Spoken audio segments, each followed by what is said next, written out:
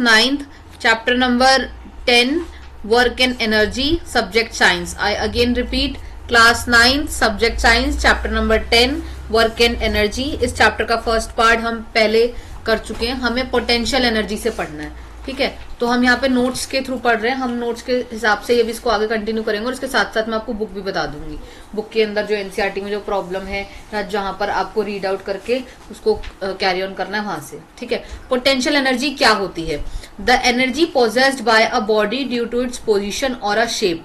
वो एनर्जी जो आपकी वो फोर्स की वजह से, किसी भी तरीके के फोर्स की वजह से, या तो वो अपना शेप बदल ले या फिर अपनी पोजीशन बदल ले, उसे हम क्या कहते हैं? Potential energy. मतलब वो एनर्जी या तो जो किसी भी फोर्स के तरीके से या तो अपनी शेप बदल ले या फिर अपना पोजीशन बदल ले, ठीक है, उसे क्या कहते हैं? Potential energy. जैसे शेप की अगर बात करूं तो ये कॉइल्ड शेप का है, ठीक है। इसके अंदर इलास्टिसिटी आपको देखने को मिल रही है। एक मतलब अगर ये सीधा भी रबर बैंड भी हुआ या स्प्रिंग भी हुआ तो ये छोटा है, ठीक है, और आप इसको इस शेप में लाओगे तो ये क्या बदल रहा है? कॉइल्ड स्प्रिंग हो गया है। यहाँ पर ये अनकॉइल्ड है तो इसकी शेप बदल गई, ठीक है। ऐसी अगर मैं पोजीशन की बात करूं तो एक ऑब्जेक्ट ए पर है, नीचे आ गया बी पर या फिर यहाँ आ गया एट द बी, तो इसने अपनी क्या बदल ली? पोजीशन बदल ली, ठीक है। तो ये इलास्टिसिटी पोटेंशियल एनर्जी हो गया क्योंकि ये खिंच रहा है। इलास्टिसिटी रबर बैंड लगा लो, स्प्रिंग्स लगा लो, कुछ भी लगा लो। और ऊपर से नीचे आने वाली में क्या लग गया? Gravitational energy. क्या लग गया? Gravitational. Greater energy due to the compression is spring. जितनी ज्यादा आपके स्प्रिंग पर ज्यादा एनर्जी लगेगी due to the great height of the object. और सेकंड वाले में क्या लग रहा है? ज्यादा हाइट लग रही है। मतलब यहाँ पे क्या लग रहा है? आपका ज्यादा एनर्जी लग रही है, ठीक है। और यहाँ पे क्या मेंशन हो रहा है? हाइट। लेस एनर्जी, यहाँ पर कम एनर्जी लग रही है तो ये लेस कंप्रेस हो रहा है, मतलब कम जो है वो दबाव में आ रहा है। और ऐसे यहाँ पर हाइट भी क्या हो गई? कम हो गई, ठीक है। यहाँ पर ये है। अब ग्रेविटेशनल एनर्जी क्या होता है? Gravitational potential energy. Potential energy तो समझ में आ गया, जो या तो किसी फोर्स की वजह से अपना शेप बदले या फिर पोजिशन बदले। अब ग्रेविटेशन में क्या होगा? सिर्फ ऊपर और नीचे हाइट का पंगा होगा, इससे ज्यादा कुछ नहीं होगा। ग्रेविटी यही होती है, ठीक है। When an object raised through a height, जब एक ऑब्जेक्ट को ऊपर की तरफ लेके जाया जाए, work is said to be done. Work said हो रहा है बट किसके? वर्क पूरा प्रॉपर हो रहा है पर किसके अगेंस्ट में हो रहा है? ग्रेविटी के अगेंस्ट में। जैसे ये बुक है, इस बुक को एथिकली नीचे आना चाहिए क्योंकि अर्थ एक मैग्नेट है, अर्थ एक मैग्नेट का काम करता है, ठीक है। बट हम यहाँ क्या देख रहे हैं? ये एक ऑब्जेक्ट है, ये नीचे आ रहा है क्योंकि, या फिर ये एक हम इसको ऊपर लेके जा रहे हैं क्योंकि ग्रेविटी के कैसे जा रहा है? अगेंस्ट में। मेरा फोर्स या प्रेशर कहाँ लग रहा है? इस किताब को ऊपर लेके जाने में लग रहा है ना। तो यहाँ पर हम ये देखते हैं, the energy pressed bye such object is called gravitational potential energy. इसी तरीके की एनर्जी को क्या बोलते हैं? ग्रेविटेशनल पोटेंशियल एनर्जी, ठीक है। तो ग्रेविटेशनल पोटेंशियल एनर्जी क्या है? Work is done in raising a body. जब कोई भी काम कंप्लीट होता है तो कैसे हो रहा है? कि आपकी बॉडी जो है वो ग्राउंड से क्या जा रही है? ऊपर जा रही है, at a point against the gravity. Gravity के अगेंस्ट जाकर। सिंपल है। पोटेंशियल में क्या था? क्या बदलना चाहिए? शेप और पोजीशन। ग्रेविटी पोटेंशियल में क्या है? कि आप ग्रेविटी के अगेंस्ट जा रहे हो, किसी चीज को क्या लेके जा रहे हो? ऊपर हाइट पे लेके जा रहे हो। That is it. समझ आ गया? ठीक है। अब इसका डेरिवेशन देखते हैं। ये रहा कि कोई भी ऑब्जेक्ट है वो कैसे जा रहा है? ऊपर की तरफ, ठीक है। ये ग्राउंड लेवल है। Consider a body with a mass. Mass मतलब क्या होता है? भार, ठीक है। M is raised through a height, इसको रेज करा जा रहा है ऊपर की तरफ।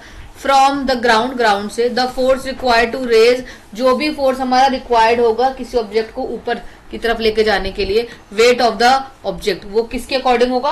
ऑब्जेक्ट के वेट के। मतलब ये किताब का इतना फोर्स है तो ये मेरे हाथ का भी तो उतना ही प्रेशर लगेगा ना, उतना ही फोर्स लगेगा ना। अब तो मेरे हाथ में 10 किताबें रख दो और एक तरफ एक है तो डिफरेंस नहीं आ जाएगा। तो वो फर्क है यहाँ पे। The object gains energy the work on it. वही बात बोल रहे हैं कि ऑब्जेक्ट के लिए ज्यादा एनर्जी लगेगी तो इसका मतलब ज्यादा काम हो रहा है। ज्यादा काम आई मीन टू से काम तो दोनों में ही हो रहा है। जगह और यहाँ शेप तो नहीं बदल रहे पर जगह बदल ही रही है, ठीक है। और ग्रेविटेशन कैसे हो रहा है? क्योंकि वो ग्रेविटी के अगेंस्ट में जा रहा है, ठीक है। The work done on an object on an object against gravity is W। कैसे देखते हैं हम उसे? W से देखते हैं। वर्क कैसे बना? Force multiply displacement. डिस्प्लेसमेंट को हम क्या मानते हैं? H। हाइट। फोर्स को क्या मानते हैं? mg। ठीक है, अब वर्क क्या हो गया? mgh। PE क्या है? PE क्या? mgh। PE क्या है बताओ? वो है पोटेंशियल एनर्जी। हाँ, पोटेंशियल एनर्जी है। समझ में आ गई? तो mgh बेसिकली क्या है आपका? फोर्स और डिस्प्लेसमेंट। ये पाथ 1 है, ये पाथ 2 है। दोनों में ही काम हो रहा है। अगर पूछा जाए काम किस में हो रहा है, तो भाई सब दोनों में हो रहा है। यहाँ पर फर्क कितना है कि सीधा चलेगा ऑब्जेक्ट को लेके, ये इसने टेढ़ा मेढ़ा घुमा के फिर ऊपर लेके गया। काम तो दोनों में हो रहा है, अगेंस्ट तो दोनों ही ग्रेविटी के। Work done in both cases 1 and 2 is a same body raise from position A to B। मतलब वही बता रहे हैं कि A से B पर जा रहे हैं दोनों ही। If the path taken is different, अगर पाथ टेकन है, the height attain is same, तो हाइट तब भी सेम ही रहेगी क्योंकि वो सेम पोजीशन पर ही आके रखे जा रहे हैं। ये अलग तब होता जब ये वाला B यहां पहुंच जाता, तब इसकी हाइट अलग होती। ठीक है, वर्क एनर्जी थ्योरम ये पूछी जाती है। ठीक है, इसको आपको देखना है कि ये कैसे पूछी जाती है।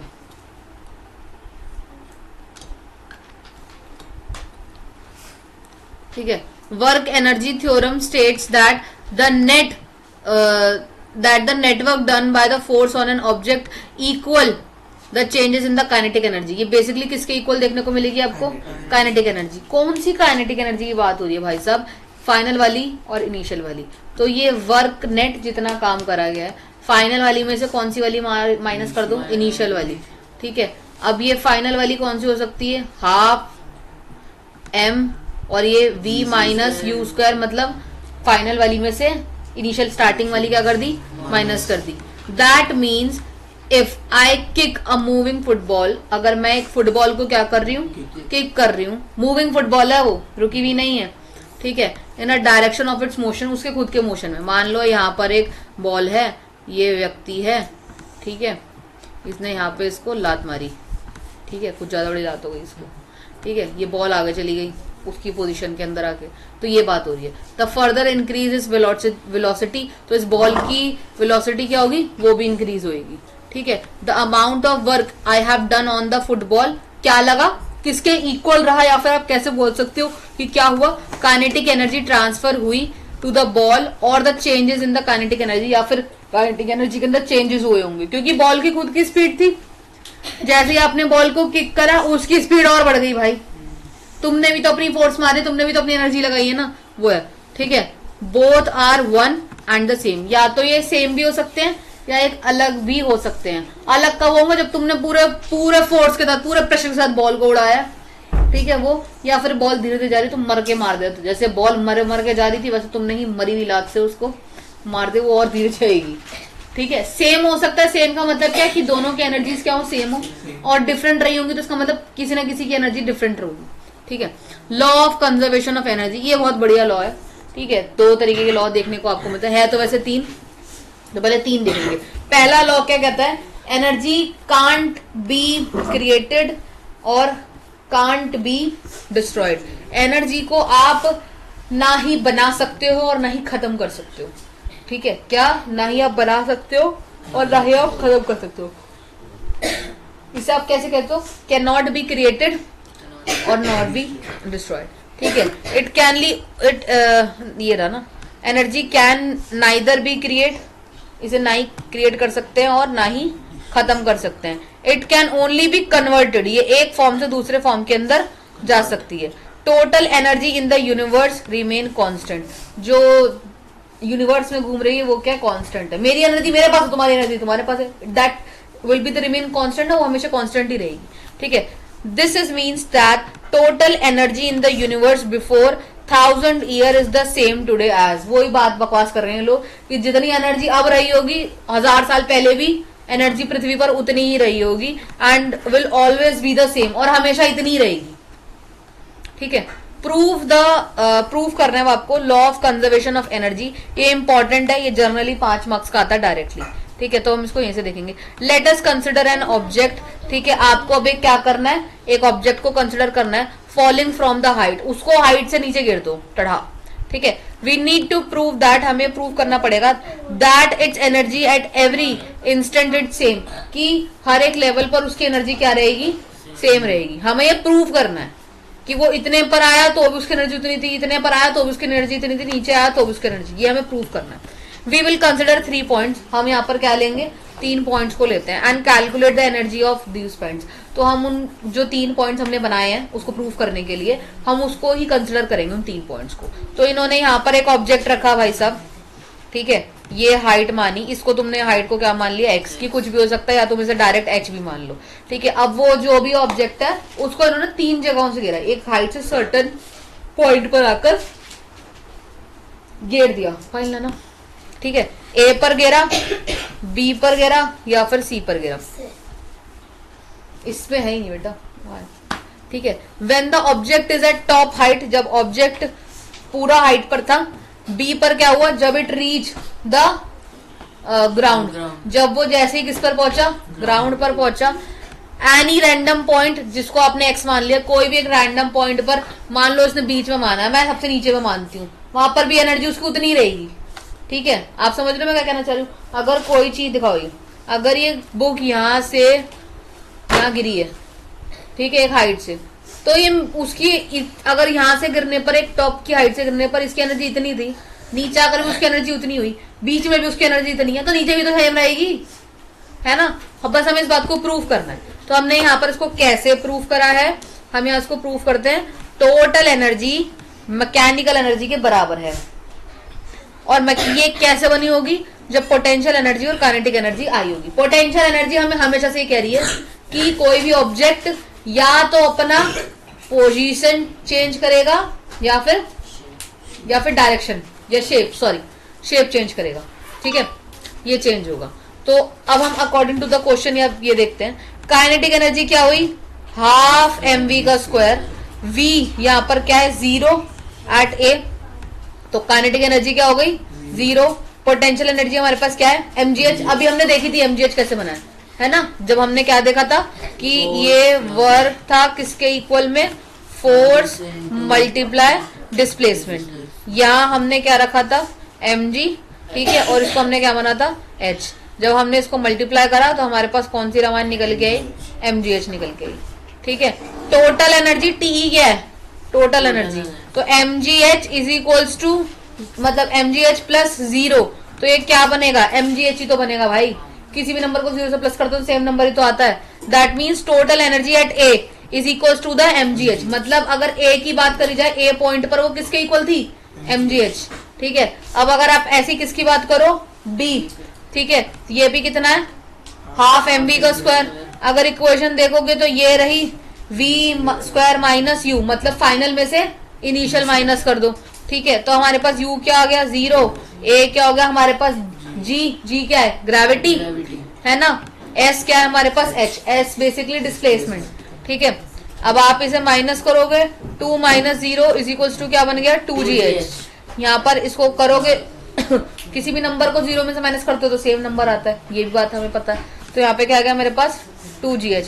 अब इस 2gh वाली इक्वेशन को आप किसके अंदर पुट कर दो, इस वाली में, 1 वाली में, तो आपके पास 2 से 2 कट गया, क्या बचा, mgh। काइनेटिक एनर्जी कितनी बन गई, mgh।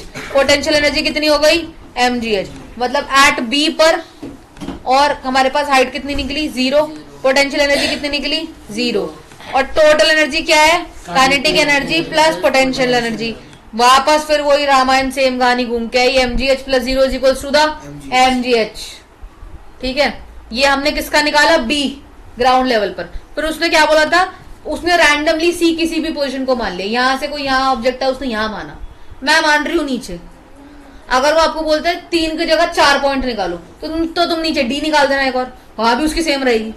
या फिर आप ऐसे भी कह सकते हो, due to the all 3 above points, वहां तीनों सेम निकल रहे हैं, that is similar to the point D, D पर भी क्या रहेगा, सिमिलर रहेगा। चौथा निकालने की सरदर्दी नहीं है, समझ रहे हो। तो काइनेटिक एनर्जी यहां पर भी कितनी है, हाफ mv का स्क्वायर, इक्वेशन वापस फिट बैठाओ भाई इसके अंदर, फिर वापस यही लेके जाओगे, 2 से 2 कटेगा, फिर आपके पास क्या बचेगा, mgx। x क्यों? क्योंकि उसने c को कुछ भी रैंडम नहीं माना था ना, मैंने x माना, तुम x मत मान लो भाई, p मान लो, q मान लो, r मान लो, कुछ भी मान लो, d मान लो, ठीक है, तो वो सब मान लो। तो आपके पास अब काइनेटिक एनर्जी क्या आ गई, mgx, और जबकि पोटेंशियल एनर्जी कितनी है, mgh। हेयर एट द सी थोड़ा ऊपर था इनका, मैं बीच में मान लेती हूँ। हाइट ऑफ द ग्राउंड कितना, h माइनस एक्स, ठीक है। अब यहाँ पर हमें c ही तो निकालना है ना, तो वापस mg और h माइनस एक्स, क्योंकि ये क्या है हमारा हाइट है, mgh में से mgx माइनस करेंगे, ठीक है। अब यहाँ पर ये हमें क्या रहा है, potential energy plus kinetic energy. Potential energy कितनी थी मेरी, mgh, ठीक है, पोटेंशियल एनर्जी कितनी थी, mgh, और काइनेटिक एनर्जी मेरे पास कितनी आ गई थी, सॉरी काइनेटिक एनर्जी ये रही और पोटेंशियल एनर्जी ये रही, ठीक है। mgx से mgx कट गया, तो क्या बचा मेरे पास, mgh। फिर दोबारा मेरे पास क्या आया हर बार निकल के, mgh। तो अब आप यहां से देख सकते हो, पहली, तीसरी और पांचवी, उसमें तुम पांचवी मानो छठी मानो, ये इक्वेशन के ऊपर बात है। ये कितने निकली है आपकी, बताओ, mgh, ये यहां पर हो जाता है खत्म। तो बेसिकली अभी तक हमने क्या देखा, ये एक ऑब्जेक्ट ऐसे था, ठीक है, फिर यहाँ पर उसने कोई भी पॉइंट बोल दिया, ठीक है, यहाँ पर था एक ऑब्जेक्ट A, ठीक है, गिरा और डायरेक्ट किस पे आके कूद पड़ा, वो B पे, तो उसकी एनर्जी यहाँ भी सेम थी और यहाँ भी। उसने बोला चल यहाँ तो ठीक है, बीच का हिस्सा डिफाइन करके बताओ, है ना, बीच का हिस्सा बताओ। तो अगर उसने यहाँ देखा तो यहाँ भी उसकी सेम ही थी भाई, यहाँ देखा तो यहाँ भी उसकी सेम थी, यहाँ देखा तो यहाँ भी सेम थी, बस तुम्हारे जस्टिफाई करने का तरीका आना चाहिए। मेरे हिसाब से 3 निकालो, अगर चौथा क्वेश्चन में बोला भी जा रहा है तो ऊपर का अबव रीजन डाल दो, due to the above 3 points all the above justification, इसलिए डी वाले की भी एनर्जी क्या हो जाती है, सेम हो जाती है, ठीक है। This is the last topic of this chapter, power, ठीक है। तो हमें ये देखते हैं कि पावर क्या होती है, पावर को हम हिंदी में क्या बोलते हैं, ताकत, ठीक है। ये तो बेकार है, कौन कितनी जल्दी काम खत्म करता है, यहाँ पर आप ये देख सकते हो, पावर का मतलब एग्जैक्टली यही है, आपके अंदर कितने जान प्राण है, तुम कितनी जल्दी कोई काम को खत्म कर सकते हो। Power is the rate of doing work, power क्या है, काम करने का तरीके को बताता है, कितने टाइम पर आप कर सकते हो। The more the time required to do work, less the power, जितना ज्यादा टाइम आपको लगेगा उसमें पावर उतनी कम लगेगी, ठीक है। लेस टाइम रिक्वायर्ड के अंदर पावर ज्यादा लगेगी, टाइम कम है तो तुम जल्दी कोशिश करोगे ना खत्म करने की, पूरी जी जान से काम करोगे। ये जितना ज्यादा टाइम बचा तुम्हें बता भी 2 घंटे तो है, पढ़ लेंगे यार, पावर कम लगेगी, ठीक है। एक पढ़ाई तुम पूरा साल भर करते हो, मर के चैप्टर करते हो, धीरे धीरे याद करते हो, लिखते हो ही जाता है ना। और वही चैप्टर तुम्हें पता लगे कल तुम्हारा फाइनल एग्जाम है, 15 मिनट में चैप्टर याद हो जाएगा वो। जैसे फॉर एग्जाम्पल दिवाली की सफाइयां कितनी बढ़िया तरीके से करते हैं ना, है ना, क्या मजेदार तरीके से। वही दिवाली की सफाई अगर बोले मम्मी घर में किस दिन करने के लिए, सब लोग मिलके, मौत आ जाती है हमारे घर के सदस्यों को, सब लोगों को। और वही रैंडम सफाई, कोई मेहमान आना हो, 5 मिनट में तुम्हें ऐसा लगेगा घर चद्दर झड़ गई, झाड़ू लग गई। तो जितना ज्यादा टाइम होता है उतनी पावर क्या लगती है, कम लगती है। ज्यादा टाइम में पावर कम लगती है, कम टाइम में पावर ज्यादा लगती है। पेपर में टाइम कम हो तो जल्दी जल्दी लिखते हो ना, ये है यहाँ पर। अगर मैं आपको इजी वर्ड्स में समझाऊं, ठीक है, तो यहाँ पर इन लोगों ने देखो लिख भी रखा है, जब कोई इंसान किसी काम को जल्दी कर लेता है, वी से ही इज मोर पावरफुल, तो हम क्या बोलते हैं, कितनी ज्यादा ताकत है, एज कंपेयर्ड जो काम धीरे धीरे करता है उसके कंपैरिजन में, ठीक है। अब यहाँ पर न्यूमेरिकल वाला पॉइंट ऑफ व्यू बहुत इंपॉर्टेंट है, क्योंकि पूछते हैं भाई, ये आता है 3 से 4 नंबर में आता है, पावर का क्वेश्चन हर बार देते हैं वो लोग, ये सीबीएसई वालों का फेवरेट क्वेश्चन है, ठीक है, स्कूल वालों का, तो उसे तमीज से करना। पावर की जो फॉर्मूला होता है वो कैसे होता है, वर्क अपॉन में टाइम, तो हम इसे बोल सकते हैं P अपॉन में T, ठीक है। तो यहाँ पे आपकी आंखों के सामने क्या है, पावर को हम कैसे डिनोट करते हैं, वोल्ट से, वर्क को हम कैसे डिनोट करते हैं, जूल से, टाइम को हम कैसे डिनोट करते हैं, सेकंड से। तो 1 किलोवाट में 1000 वॉट्स होते हैं, तो 1 किलोवाट में 1000 जूल पर सेकेंड हो गए, समझे। ये आता है कमर्शियल यूनिट ऑफ एनर्जी। हमें कैसे पता लगेगा कितनी एनर्जी भी कितने फूक रहा है, ठीक है, अब तुम अपना मीटर चेक कर सकते हो, बिजली वाला बिल चेक कर सकते हो। समझो इस बात को कैसे कर सकते हैं। कमर्शियल यूनिट ऑफ एनर्जी कितने का होता है आपका? 1 किलोवाट आवर। आवर मतलब घंटा, 1 घंटे के हिसाब से मेंशन करते हैं। तो 1 किलोवाट के हिसाब से कितना हुआ? 1 किलोवाट मल्टीप्लाई 1 घंटा। ठीक है, क्योंकि मुझे किस में निकालना है बेटा? ये सेकंड में। किस में निकालना है? सेकंड में। तो मुझे घंटों को सेकंड में बदलना पड़ेगा। 1 घंटे में कितने सेकंड होते हैं? 3600 सेकंड होते हैं। ठीक है, अगर आप कॉमन भी लगाओगे कैसे, बहुत इजीली निकलता है ये। 1 घंटे में कितने मिनट होते हैं? 60 मिनट। 60 मिनट का 1 घंटा। और अगर इसको मतलब कितना देखोगे तो कितने हो जाएंगे आपके पास? 60 सेकंड। 6 into 6 36 0 0 plus. ठीक है, अब वॉट है भी 3600 को ही अगर आप किससे मल्टीप्लाई करोगे 1000 से तो कितना हो जाएगा? इतना हो जाएगा। और ये कैसे निकाला आपने? वॉट मल्टीप्लाई सेकंड से। अभी इतने सारे कितने जीरोस आ रहे हैं? 6 जीरोस आ रहे हैं। उन्होंने क्या करा? 3.6 मल्टीप्लाई 6 10 की पावर 6 जूल। तो हम इसे क्या कह सकते हैं? 1 किलो वॉट के अंदर कितनी यूनिट चल रही है? इतनी यूनिट चल रही है, 1 यूनिट। ठीक है, तो एनर्जी वी यूज्ड 1 घंटे के अंदर हम कितना कर रहे हैं? 1 किलो वॉट को हम क्या बोल सकते हैं? 1 किलो वॉट W मतलब बेसिकली क्या है? वर्क, और यहाँ पे क्या है? आवर है। ठीक है, ये चैप्टर यहीं हो जाता है आपका फिनिश। अब अगर कुछ ना समझ में आया हो तो आप मुझसे पूछ सकते हैं। और इस चैप्टर का सेम कंटेंट यहाँ है। आप क्या करना अब इसको, जैसे रेट ऑफ डूइंग वर्क, यही मैंने जो आपको बताया ना अभी पावर वाला, ये रहा पावर, ये यहाँ पर ये बता रहा है। ठीक है, इसके न्यूमेरिकल्स बैठ के ट्राई करना है, ये सारे MGH वाले। ये रहा एक न्यूमेरिकल। यहाँ तो ये चैप्टर खत्म हो जाएगा। पावर हमने पढ़ लिया, कन्वर्जेबल, ये रहा वो वाला न्यूमेरिकल जो मैंने अभी बताया आपको।